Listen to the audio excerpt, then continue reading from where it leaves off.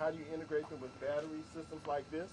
And this has like 100,000 iPhone batteries in it, the equivalent of that, to help transform our grid and our future energy system. We get wind and solar and battery storage to work together to create this new future energy system.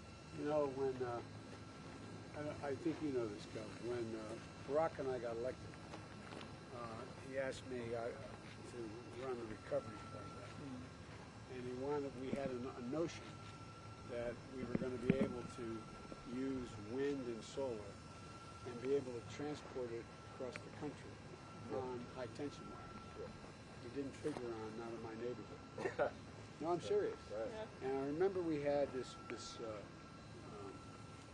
press conference where we laid out behind us a map of the United States that was almost it's as big as this part of the square.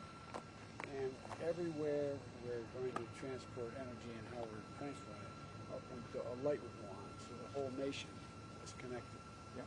And it was, since it was so brand new, none of us knew how difficult that would be, and how difficult it would be to get people to agree, number one. But number two, how susceptible to weather changes, all that would be, and so on. And so since then, I've got a guy named Wade Randall and others have been working with for a year, for now 7 years, on battery technology. Yes. And I went out to the valley and talked about how, and I think this is much more important than what you talked about here, but the ability for homeowners to have batteries now that are about this wide, that thick, can store up to 7 to 10 days of electric power when the wind ain't blowing, Yes. the sun's not shining. Yes. And but one of the things that I'm really anxious to learn more about, and I know my secretary knows, is how we integrate the entire grid, how we do that, because I have the intelligence community that is working on cybersecurity side Yes. as well. But it's one of the things that can transform the whole. Mr. President, this is exactly what we're doing here. This is exactly what we're doing by providing the market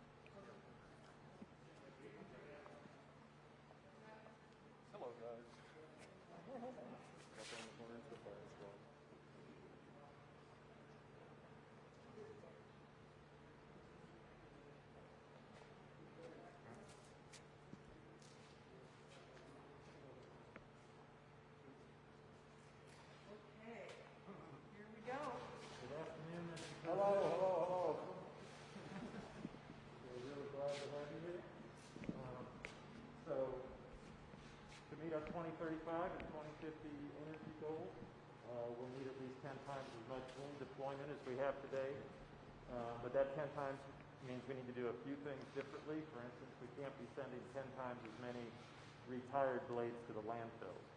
And so how do we address that? So we're using smaller research blades like this one here to develop completely new material systems. So NREL has the capability to develop brand new materials on our main campus in Golden. We can then fabricate an entire blade like this one you see here in the Comets facility that I think you just walked by a moment ago. And then in this facility we can prove whether that new technology works or not. And so in here they can put basically 30 years worth of loading for a wind turbine blade and compress that into just a few months, right?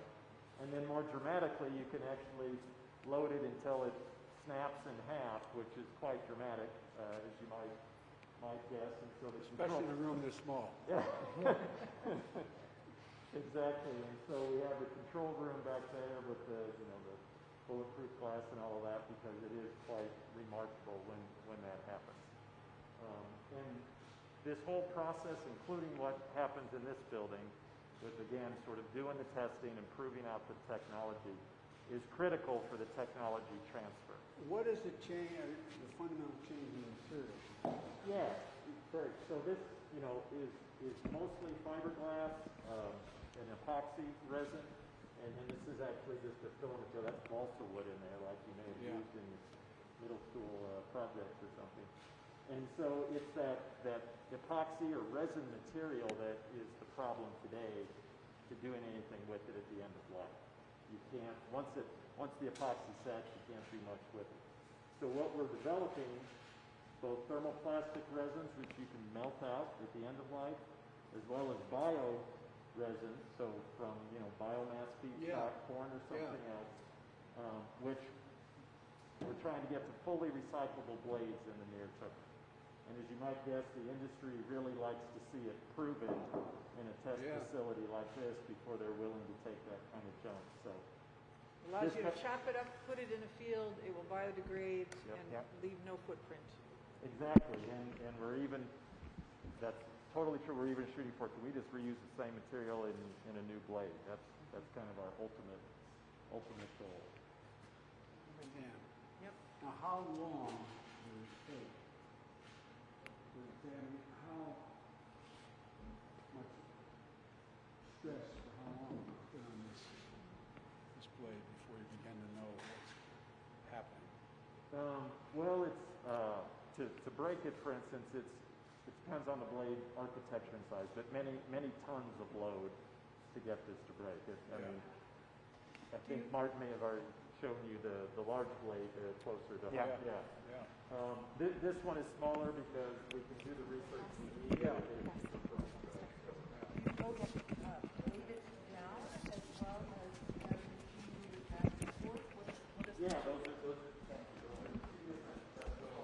the one where we put 30 years of loading into a small amount of time. We have an oscillating mass, so the same principle.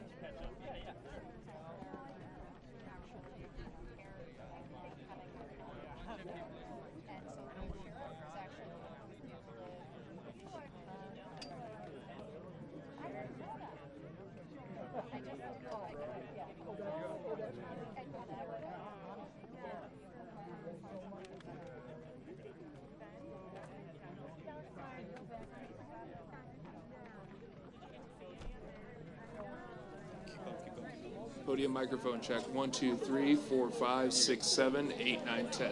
You're good. Here, TV, you take it. Yeah.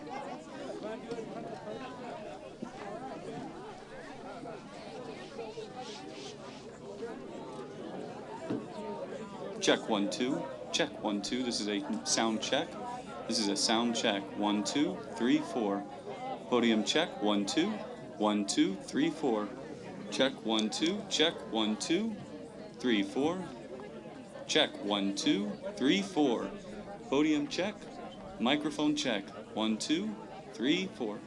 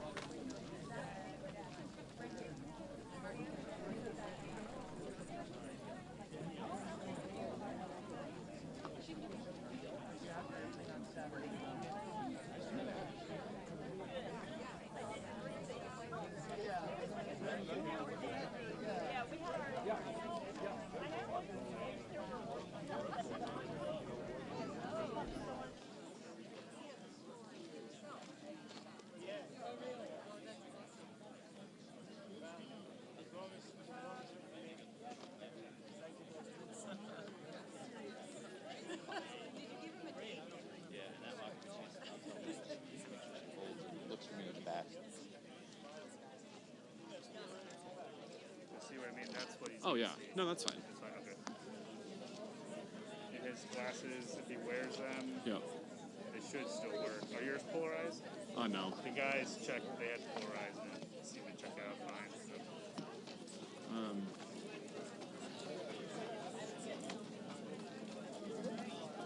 We have him scroll.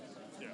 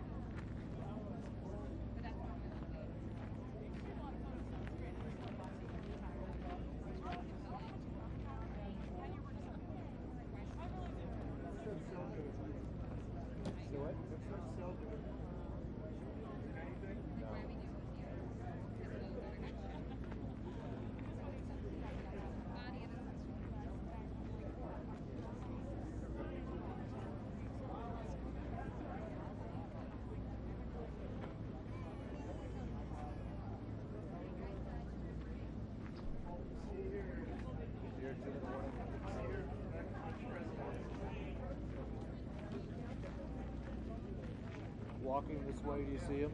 Yep.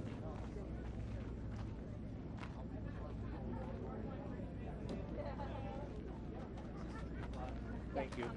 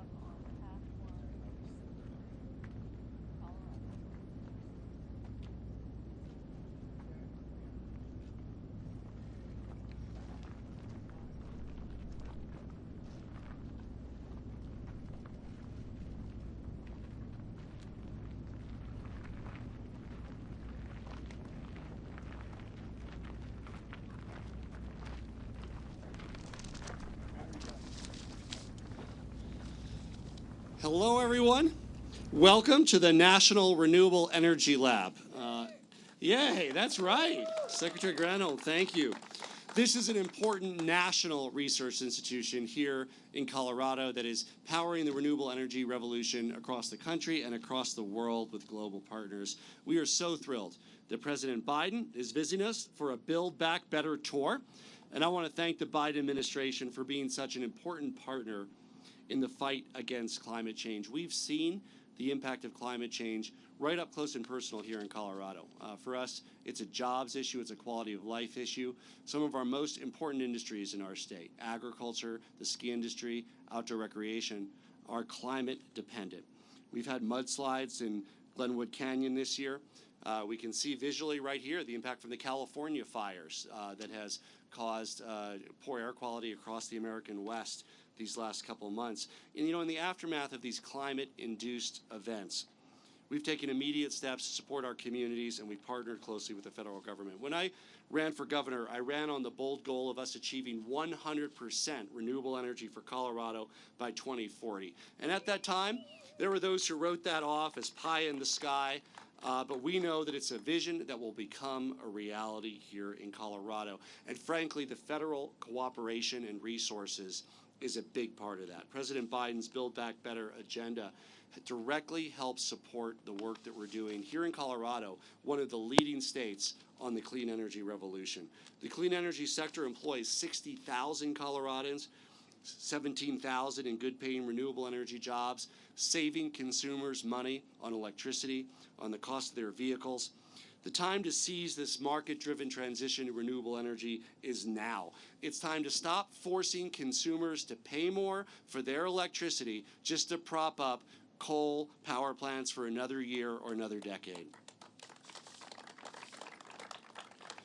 We're also proud to highlight the leadership of Xcel Energy in our state. It's the largest utility. They have locked in 80% renewable energy in just 8.5 more years, or in 8 years and 3 months, the clock's ticking, to get to 80%, and they will beat that. And that puts us on a path towards receiving significant reductions in carbon emissions, including building in the electrification of the vehicle fleet, as well as building electrification as a key part of powering it from a greener grid.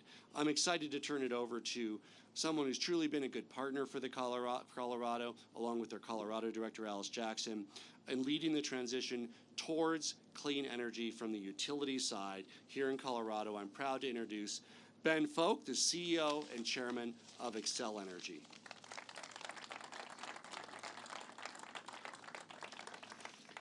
Well, thank you, Governor, and thanks for making Colorado a leader in clean energy innovation. And it's really an honor to be here today to welcome President Biden to NREL.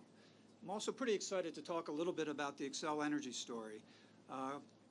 2018, we became the first utility in the nation to announce a goal to be carbon-free by 2050. And I'm proud to say that our leadership has been followed. More than 20 utility companies now have similar goals. We're really building on a great platform. Since 2005, we've already reduced carbon emissions by over 50%. And as the governor mentioned, we're well on our way to achieve that 80% carbon reduction across all of our 8 states that we serve by 2030.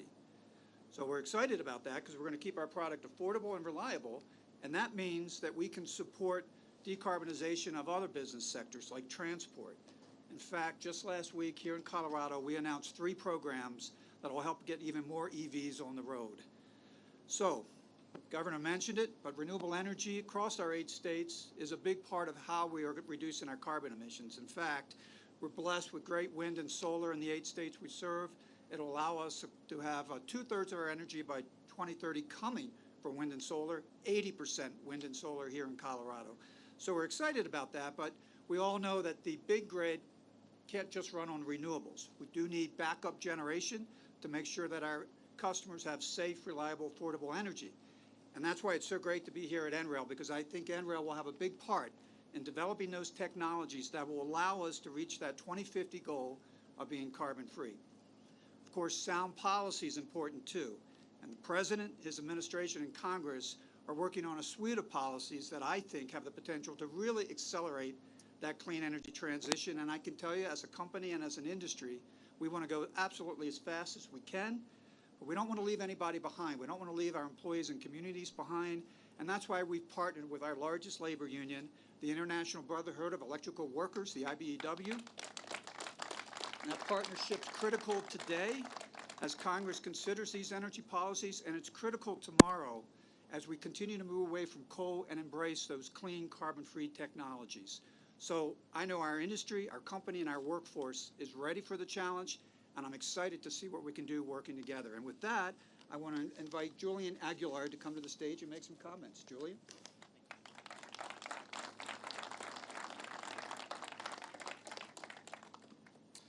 So yesterday I got a phone call, and it was from my business manager, Jeremy Ross. And he said, hey, do you want to introduce the president tomorrow? And I was like, yeah, I'll introduce Morgan Buchanan, Local 68's president, at some function, you know? And he said, no, Joe Biden, President of the United States. And I was like, whoa, like, for real? Me? Yeah, I'm down. I'm in. Let's do it. I don't know when else I'd have this opportunity. And I know just now I met Joe Biden for the first time in my life, but I feel like he's had my back for years.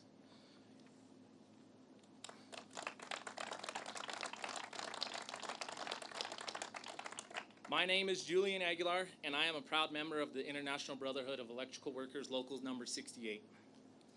My father and 2 cousins are also members of Local 68.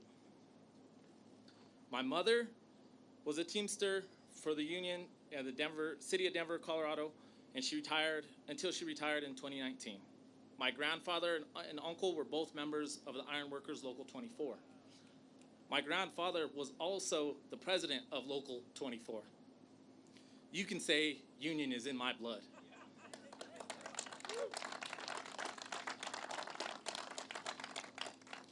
Being here at NREL shows the future of our industry, renewable and sustainable energy. Smart grids, wind farms, and solar farms are just a few examples here in our great state of Colorado. When you see all these new technologies, you might think that the future doesn't look much like the past. But one thing the past and the future will have in common is they will be built by unions.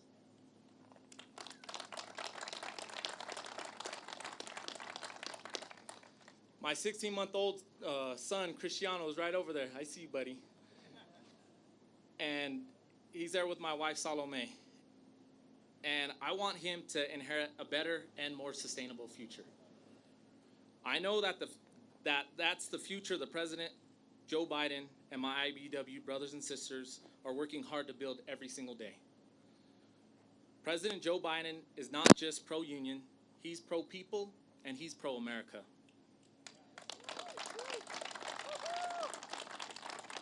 Please join me in welcoming the President of the United States of America, Joe Biden.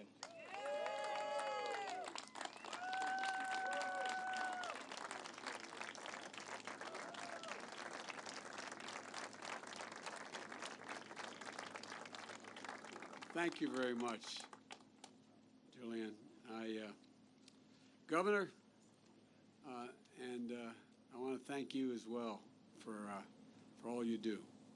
You know, and the IBW is one of the outfits that, as they say in Claymont, Delaware, that brung me to the dance. And they're the best in the world, and really great seeing you all working together. Dr. Keller and the NREL team, thanks for welcoming me here. And Governor, it's good to see you again and your whole team. Lieutenant Governor Primavera, Attorney General, Secretary of State, you know, you got the Mayor Hancock, I think he's here, he was here, I thought I saw him earlier today. I want to thank you for the welcome to Denver and for making the trip out here. And my friends in Congress, Chairman Baker, thank you for being here. My team, we have the Energy Secretary Jennifer Granholm, who I always say, were she born in America and not Canada, she'd be standing here as president. But she's doing a heck of a job for me and for the country. And a proud electric car driver as well. And also the former Secretary and former Mayor of Denver, Federico Pena, a good friend of mine who's here. There you go, friend. Good to see you, pal.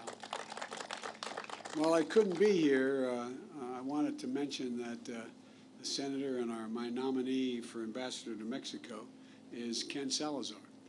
And I'm glad to see Congressman Perlmutter and Nuggies and Crow. I want to thank you all. You have other places to be, I know. And 3 good friends who wanted to be here in Washington today right now. You know, there's a lot. Senator Bennett and Hickenlooper and Congressman DeGette, they're all in Washington doing what they have to do. When you look, look at who you've heard from, it's clear. Whether you're an engineer or at a lab bench, or an IBW worker working on a combine, a turbine. When you work for a power company or a small construction business, everyone has a role to play, and everyone is building a clean energy future and a stronger economy, because that's what it's about. And we need everyone's contributions. We need everyone's contributions. Yesterday, I saw firsthand the devastation of the Caldor fire in California as we flew over in a helicopter. And the last 2 weeks, I traveled to Louisiana, New York, and New Jersey, see the destruction from Hurricane Ida. More people killed in New York with flooding, 20 inches of rain, and what's happened up there, than were killed when 178-mile-an-hour winds hit Louisiana. Extreme weather, we're seeing, is only going to come more frequently and with more ferocity.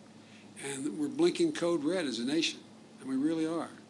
So far this year, nationwide, there are 44,000 wildfires that have burned nearly 5.6 million acres.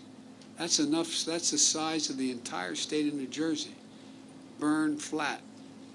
They've caused billions of dollars in damage and forced tens of thousands of people to evacuate their homes and businesses. And even if it's not in your backyard, you feel the effects, as you mentioned earlier.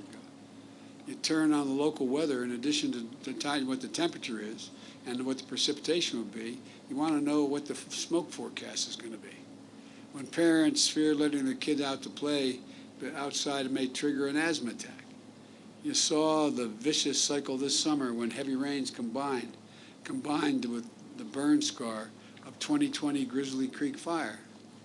It resulted in mudslides, as was pointed out, that washed out an entire section of Interstate 70, adding hours of people's drives and cutting off a vital commercial artery.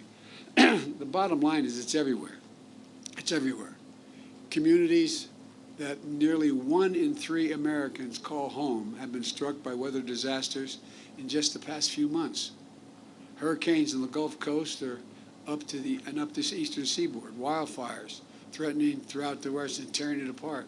Droughts and heat waves across the country, devastating farmers and ranchers and draining the Colorado River. In addition to the lost lives shattered, extreme weather cost America last year $99 billion. $99 billion extreme weather cost last year. And it's going to break the record this year. It's going to be well over $100 billion. We know what the driver is, climate change. We know what's causing climate change, human activity. This is no longer subject to debate. And I might add, windmills do not cause cancer. You know, look, we got to get real about what's going on. I really mean it. Think about it. The only debate is around what we do to confront this crisis. And that shouldn't even be a debate. You know, we have to invest in being more resilient because of the impacts of climate. The climate change is current today, not next year, not 10 years from now. And we have to make the investments that are going to slow our contributions to climate change today, not tomorrow. And here's the good news. Something that is caused by humans can be solved by humans. I've set a course for the United States to achieve 50 to 52% reduction in greenhouse emissions by 2030. And for us to reach that net zero emissions in the economy, economy-wide, across the board, by 2050. As part of that, I set a goal of having our country produce 100% carbon pollution-free power by 2035. We can do that. We can do all of this in a way that creates good jobs, lowers cost to consumers and businesses, and makes us global leaders in an entirely new industry that other countries are really working hard to try to dominate. I just toured the Renewable Energy Lab, which I haven't been here, not the same lab, but I haven't been here since 2011. It was started under President Carter and expanded under President Bush, H.W. Bush. Leaders of both parties have recognized that clean energy future is an economic imperative, and a national security imperative, and an environmental imperative. That's why my Build Back Better plan calls for significant new investments in upgrading research infrastructures, laboratories all across the country. We'll be making one of those breakthroughs in solar, wind, and storage out of these facilities. Out-innovate the rest of the world and drive down the cost of renewable energy. Of course, we have to invest in the future. We need to deploy cutting-edge technologies. And we have to employ them today, not tomorrow. I had a chance to see the state-of-the-art wind turbine testing and new battery technologies. Because of the years of work that have taken place here, and these technologies aren't science fiction. They're ready to be installed and scaled up across the country right now by union members like the ones we heard from today. And that's what we're going to do. You know, as we just heard from the CEO of Xcel Energy, they've set a goal of producing 100% carbon emission-free power. They were the first major utility to set that goal. And today, over 20 large facilities around the nation have set a similar goal. You led the way. Today, 1 of every 3 Americans lives in a city or a state transitioning to clean energy electricity. But folks, we have to pick up the pace. When I rejoined the Paris Climate Accord after we had been pulled out of it, the goal set when our last administration, the Obama-Biden administration, when that was set, they were set that we had more time. We don't have the time now. The goals are different because the necessity is there. We don't have a lot of time. We don't have much more than 10 years, for real. And this is a decisive decade. Already the price of solar generation in this country has dropped 80% over the past decade. 80%. The price of a wind turbine generation has dropped 55%. And a lot is because of the investments we made in the Recovery Act back when I was vice president. And today, renewables are now cheaper than fossil fuels in many parts of the country. Now we need to take the next step of continuing to drive prices down and job creation up. Because those renewable goals create demand for more wind turbines and more installations, solar installations, which means good jobs for workers like Julian and his union brothers and sisters. And you can see why I think that climate change, when I think of it, I think jobs. I had a meeting with over 140 heads of state on Zoom that we hosted out of the White House. And one of the things by the time I finished, everyone was talking about jobs. It's not about costing jobs. Initially, as you remember, even you guys, I spent a lot of time before I announced my plan meeting with all the unions to convince you all that this is the future. These are the jobs are. When I say jobs, I'm not talking about $15 an hour. I'm not talking, am I not speaking loudly enough? I can see you having trouble hearing me back there. You know, I'm talking about union jobs, not 15, 20 bucks an hour, 45, 50 bucks an hour benefits. That's going to grow the country too. I've never seen the wealthy do poorly when the middle class does well. That's never happened. So to accelerate that process, we need to invest and innovate. We need a modern electric grid, one that is much higher capacity, more resilient transmission wires, and has more storage capacity, using advanced batteries so we can hold onto surplus energy generated when the sun's not shining and the wind's not blowing. Right now, it's going to rain. No. Right now, we've got transmission projects that could carry enough power for millions of homes, but they need catalytic investment to move to the construction phase. Our bipartisan infrastructure bill contains the largest federal investment in power transmission in our history, so that our grid is more reliable, we can carry more renewable energy, so we can create good union jobs building that new grid. We're also making dramatic investments in public transit, electric buses, charging stations. In Denver, we're going to help Mayor Hancock achieve his goal of reducing greenhouse gases in the city by 80%. It's going to create jobs that we know the local 68 Apprentice Center is busy training workers to be able to perform. And by the way, I'm bringing the automakers, including the big three, and the UAW along so we have more electric vehicles on the road and fewer tailpipe emissions in the air. We're going to cap thousands of abandoned oil wells and gas wells leaking methane, threatening public health and communities, and get paid the same price for capping them as was to dig them. We're going to provide support to make our communities, including tribal nations, much more resilient to the impacts of climate change. Every dollar we invest to flood-proof a power station, install power lines underground, winterize a power plant, or to build advanced turbines like the ones here, every dollar we spend saves $6 down the road, because the next time a disaster strikes, flooding is contained, the fire doesn't spread as widely, the power stays on. And these investments can also save lives, save homes, and create good-paying jobs for Americans to make our country stronger and more resilient. In fact, experts tell us that the bipartisan agreement we've reached in the American Infrastructure Bill will put 800,000 people to work. 800,000, including plumbers, pipe fitters, electrical workers, steel workers, modernizing roads, bridges, water systems, broadband systems, making high-speed internet available to 85,000 Coloradans who currently don't have it. That's what's in the infrastructure bill. That's already agreed to.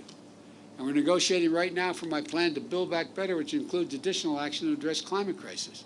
It includes tax credits that will effectively cut the cost of building utility-scale solar farms by 30%, shorten the time it takes for residential-scale solar systems to pay for themselves in around 8 years, instead of 8, in less than 5 years. Save consumers $1,250 for an electric vehicle like a Ford F-150. By the way, 0 to 60 in 4.1. That's a different. Help us reach the goal of half the new cars sold in America will be electric by 2030, saving billions of gallons of gasoline. And I want to create a civilian climate corps. I've been pushing that for a long time. Similar to the Conservation Corps that President Roosevelt created during the Great Depression, put a new generation of Americans to work, helping us connect and conserve our public lands and become resilient in the process. Yesterday, I visited the National Interagency Fire Center in Idaho, where we coordinate our federal fire response to wildfires. They told me that the Civilian Climate Corps would make an enormous difference by cleaning away combustible underbrush, enable fires to spread, by planting trees to fight climate change. In the end, it's not about red states or blue states. A drought or a fire doesn't see a property line. It doesn't give a damn for which party you belong to. Disasters aren't going to stop. That's the nature of the climate threat. But we know what we have to do. We just need to summon the courage and the creativity to do it. Yes, we face a crisis. But we face a crisis with an unprecedented opportunity to create good jobs of the future, create industries of the future, to win the future, to save the planet. Ladies and gentlemen, we can do this. This is the United States of America. There has never been a problem we've faced when we set our mind to do that we haven't been able to, I mean it literally. Never have we failed to meet an objective we set. And what's happening now with both the industry, government, unions, people around the country, is that we've set a goal. And the goal is achievable. And I promise you, it's going to create great economic growth, reduce inflation, and put people in a place where those beautiful children in the back are never going to have to worry about what we're worrying about right now. So thank you. Remember, there's not a damn thing we're unable to do in America when we come together. Never, ever have we failed. And we're not going to fail now because of all of you. Thank you for everything.